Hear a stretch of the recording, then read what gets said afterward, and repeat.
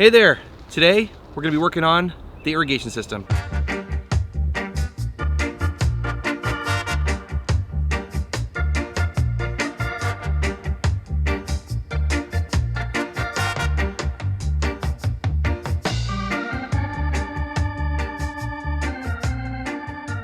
If you've been following along with the progress here on this build, we've kind of left the irrigation to last, or one of the last few big projects on the farm here.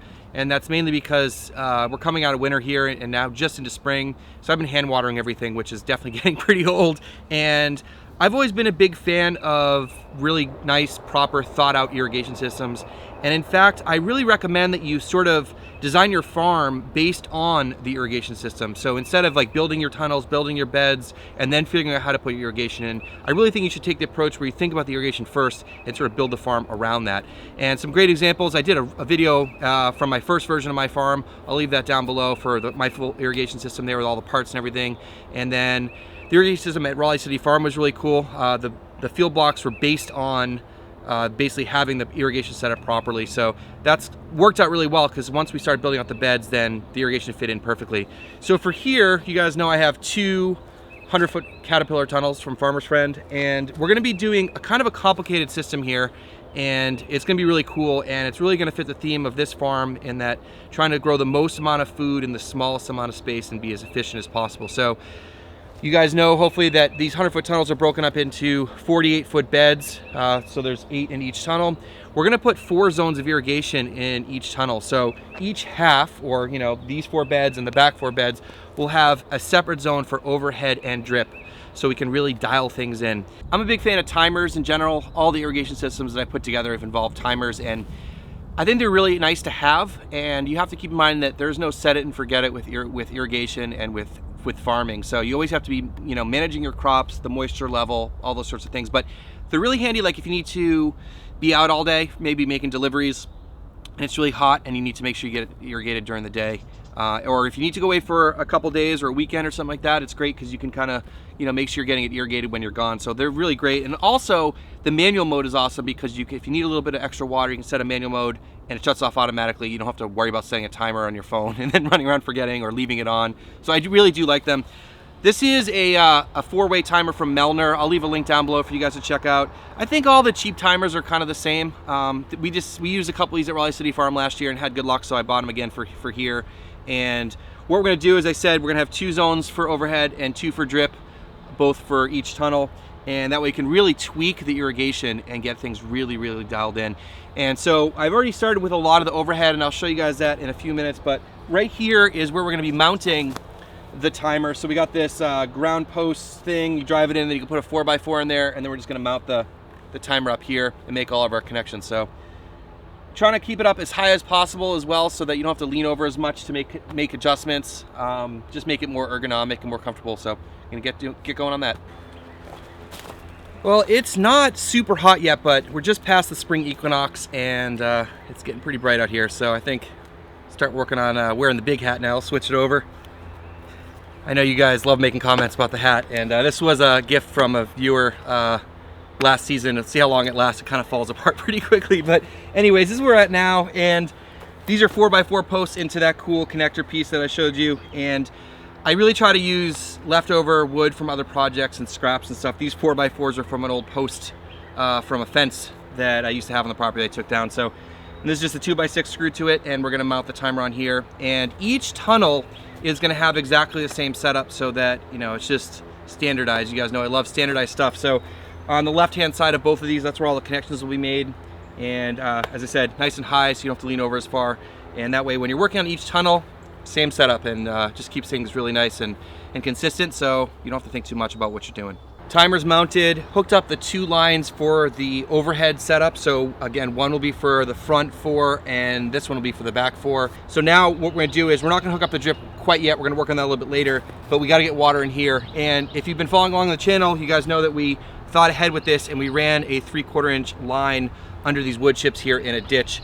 So we're just gonna unbury it right here and then hook it up and connect it here, and then we can start testing the system. To show you what we did here, this is the main line that runs along the ends of the tunnels, and we just put a T in here. This is all 3/4, hose clamped it on. This line will come out and hook up to the timer, and we should have water then available for the timer. Well, with the timer hooked up to the 2 overhead zones, we fired up the first one and it works great. And I want to talk about some of the parts involved here and my first impressions by the kit.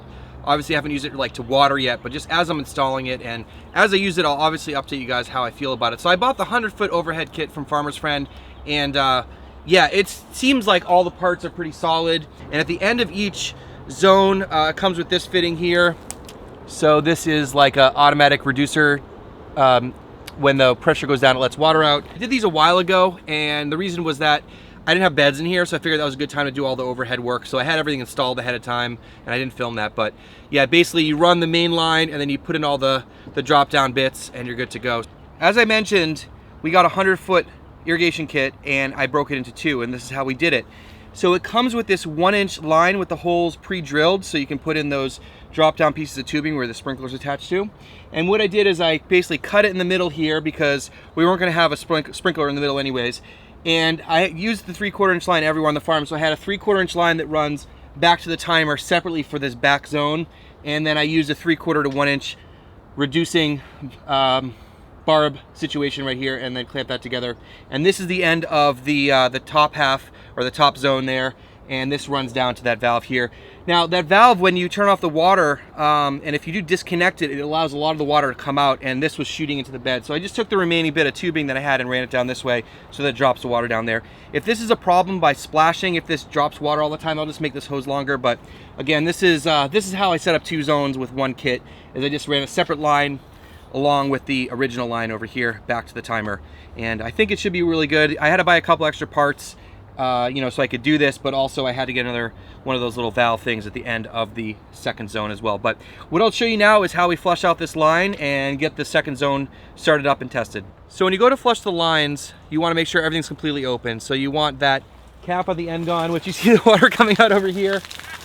And you want to leave all the sprinklers off in the middle here. So make sure you flush anything that's in the lines, you want to make sure you flush it out. So as you let that run for a few seconds here, feel it, Gene? I'm going to turn that off, and after this stops coming out of here, I'll put that cap on the end there, that cap valve combo thing, and then we'll make sure we push all the water through all of these drop-down lines. I don't want to have anything in there that are going to clog up the sprinklers. Got the water turned back on. You can see all the water pushing through there pretty hard. So shut it off. We'll shut it off, we'll let that drain, and then we're going to put the sprinkler heads in. Now that I got this whole zone all flushed out, I'm going to put the sprinkler heads on, and this is what they look like. So super cool. They have a little built-in check valve type deal, and then this thing spins around the bottom. They make a really fine mist. It's really cool. So these are really easy to put in. You just got to pop them in. So that's what I'm going to do right now.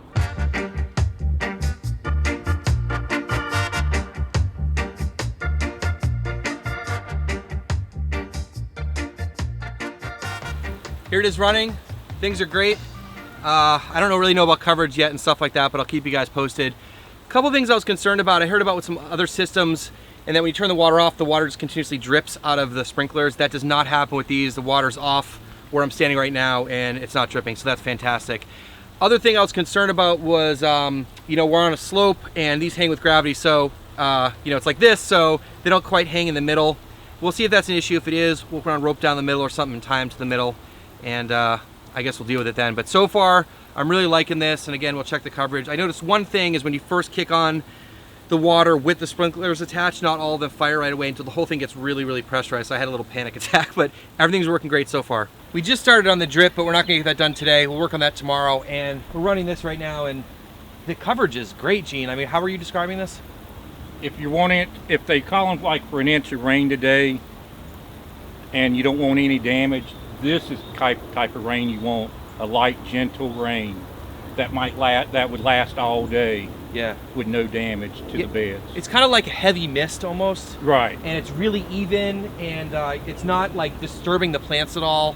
And letting it run for a while will give a nice even soak. It's exactly what I was hoping for, and I think it will do a whole lot of cooling down this summer when it really gets hot. Absolutely. So what we're going to do in the summer, especially when it's super hot out, is we'll run the drip to really give a deep soaking to the soil, and then we'll run the misters over all the greens and stuff and really cool it. We'll run it for short amounts of time, a couple times a day, especially during the hottest parts of the day. All right. Well, we're going to work on the drip some more tomorrow. We'll see you then. All right, it's the next day, and I spent most of the day, or at least the morning, harvesting, washing, and packing vegetables, and it's awesome. Picking up some new accounts. All that stuff's been going in the right direction. Now week 3, and this video is about irrigation, so I'll stay focused on that. Didn't have much time to work on things today, but what we did get done is the other setup, and this is for the first tunnel. Exactly the same as the second tunnel, so it's the same. It works the same. You just operate the same. It's easier that way. And so we got the 2 overhead zones hooked up, as I mentioned before. The 2 drips are not set up yet, and I'm in no rush really to set them up. I would like to get them done in the next couple weeks before the peppers go in. Really important for getting those tall crops like peppers and cucumbers set up. But as it warms up, we'll be switching over to that dual system and using the drip on pretty much everything and the overhead for misting on those non-tall crops. So we'll get these installed soon. It's just not a rush right now, but we'll get to it. And there's a couple of things I want to talk about. One is with these timers, or really with any timer or your whole irrigation system, make sure you have at least a sediment filter somewhere upstream. The times where I've had these kinds of valves fail is when I didn't have that, and a little bit of something would get inside the valve and keep it from closing. And so I have a sediment filter. It's just a generic house sediment filter that I had laying around from some other project that filters all this water, so that really helps. Some other stuff I want to mention. If you've seen some of my other videos and other things on my other farms, I use a lot of these guys. These are the quick fittings for the irrigation line, and they work great until they don't. And I've had a lot of these pop off, and it was really bad at Raleigh City Farm because they'd pop off and then I wouldn't be there for a day or two and the water's just like running, and I get a phone call and I have to go down and fix it. So I'm trying to switch over as many as I can to this kind of setup here, the normal barb and clamp, and they take a little bit more, you know, to install them, but you know, they're awesome because they don't pop off and they don't really leak.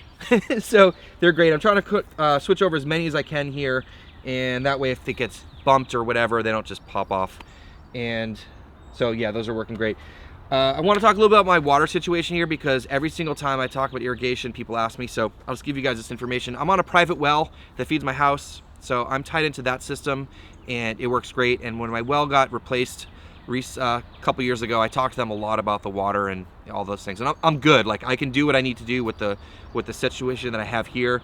The only thing people I was asking about is you know, rainwater capture, you know, off the tunnels, all that kind of stuff. And you got to remember, it's very contextual. So for me, we get a lot of rain here and the water's not an issue, and it's not worth the time or energy I need to put in to install and maintain and operate those systems. We have plenty of water here, and I have nice well water, so that's what I'm using. Anyways, a comment about the overhead as well. I'm really happy with the 2 zone for functionality to be able to break it up, because we'll have tall crops and low crops. I can kind of turn off the overhead for the taller crops. I don't want to be watering peppers and cucumbers and stuff like that.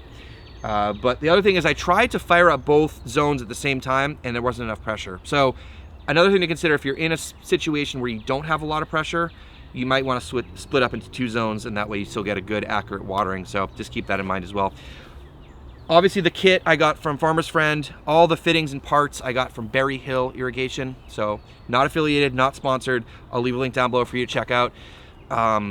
It's just irrigation parts I got. Everything seems fine. I've ordered from Drip Depot and Drip Works in the past, and those have been fine too, but I figured I would you know, try out another company and see how they're doing. But otherwise, that's I think pretty much I have to tell you about the irrigation here, and I think I'll keep you guys posted about all this. But I'm just really, really excited to have all of this planted, and now I have irrigation running, so I don't have to hand water, and it just feels really great to get the farm up and rolling. And I'll keep you guys updated about all this, and as I install the drip, I'll show you that too. So hope you found this helpful as you guys were thinking about setting up your systems, or maybe looking to tweak your systems this year. And hope you enjoyed this. Thank you so much for watching. Please hit subscribe if you're not already, and we'll see you in the next one.